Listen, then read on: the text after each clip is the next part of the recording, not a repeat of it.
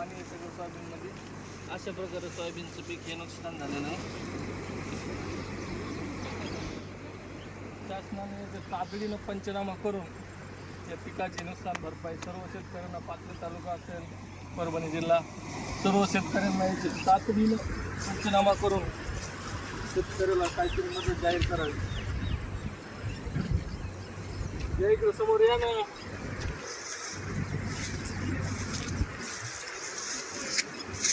पूर्ण बघा सोयाबीनचं पीक असं झोपून गेलेलं आहे खाली. हा पाण्याचा बहाव होता इकडं, आणि इकडं ऊसाचं पिकाचं नुकसान झालेलं आहे. ऊस, कापूस, सोयाबीन, तूर पूर्णपणे जमीन उद्ध्वस्त झालेलं पीक आहे. आता उभाही राहू शकत नाही पीक.